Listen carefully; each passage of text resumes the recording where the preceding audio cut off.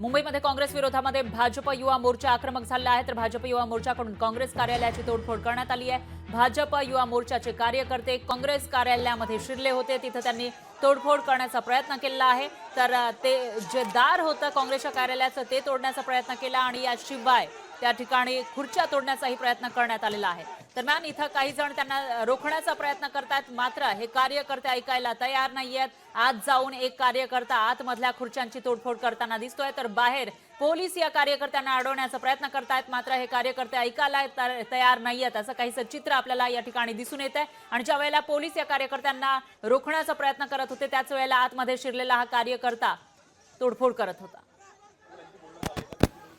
मी वर्षा गायकवाडशी बोललो फोनवर, त्यांना अतिशय शॉक बसलेला आहे। म्हणे असे हे काय चालू आहे लोकशाहीमध्ये, त्यांनी इकडच्या कार्यकर्त्यांना कळवलेलं आहे। मुंबई अध्यक्ष आप देखेंगे लगातार मुंबई अध्यक्ष पिछले 2 दिन आमचे मुंबई अध्यक्ष तुम्ही बघितलं असेल, कंटिन्युअसली पार्लमेंटमध्ये हे विषय मांडतात, जे बाबासाहेब आंबेडकरांची ह्या लोकांनी हे केले, बेइज्जती केले, अपमान केले, मॅडम ते त्याचे मुंबई अध्यक्ष आमचे लढत आहे।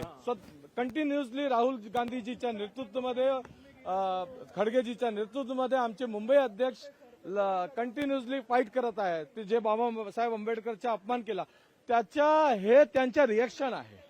आमच्या व्हॉइस दाबवायसाठी, आमच्या हे दाबवायसाठी हे त्यांच्या रिएक्शन आहे। न्याय देऊ, त्यांना सोबत घेऊन महाराष्ट्र राज्याचा विकास करू।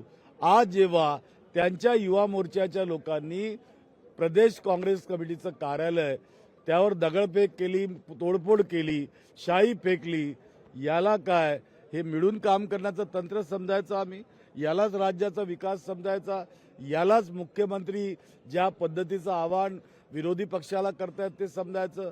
हे काय लोकशाहीला मानणारं कृत्य आहे का? हे संविधानात हे कृत्य बसतं का की विरोधी पक्षाचं आवाजच दाबायचं? केवळ आवाज नाही दाबायचा, त्यांना जमीनदोस्त करण्याचा प्रयत्न करायचा, हे न शोभा देणारं आहे, हे लोकशाहीच्या विरुद्ध आहे, त्याचा या ठिकाणी निषेधच होणार आहे। आमदार विक्रमसिंह पाचपुते म्हणतात की जसंच तसं उत्तर देण्याची वेळ आलेली आहे, टिक फॉर टॅग।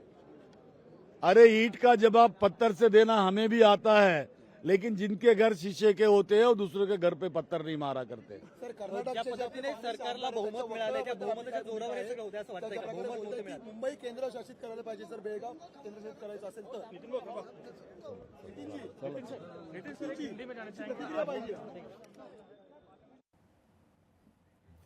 तर या प्रतिक्रिया येताना दिसून येत आहेत। सध्या खासदार वर्षा गायकवाड या दिल्लीमध्ये आहेत आणि त्यांना हे सगळं ऐकून शॉक बसल्याचं सांगितलं जात आहे। भाजप युवा मोर्चाकडून कार्यकर्ते हे या ठिकाणी आक्रमक झाल्याचं पाहायला मिळालेलं होतं, आंदोलन करत होते आणि त्याच्यानंतर ते काँग्रेसच्या कार्यालयामध्ये घुसले आणि तोडफोड करण्याचा प्रयत्न केला, त्यावेळेला पोलिसांनी त्यांना रोखलेलं आहे।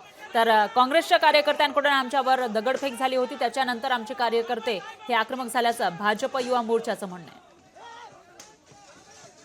या राज्यामध्ये एक तर गृहमंत्री नाहीयेत, गृहमंत्री कोण आहेत अजून आता पताच नाहीये। कायदा सुव्यवस्थेची परिस्थिती आपण पाहताय, आपल्याला बीडमध्ये काय झालं, परभणीमध्ये काय झालं, राजकीय हल्ले सुरू झालेले आहेत आणि कुठच्याही राजकीय पक्षाची अशी तोडफोड करणं कार्यालयाची हे कितपत योग्य आहे?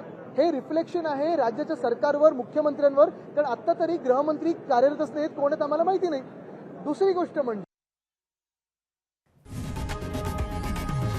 लोकशाही मराठी ऐका, पहा, जागरूक रहा।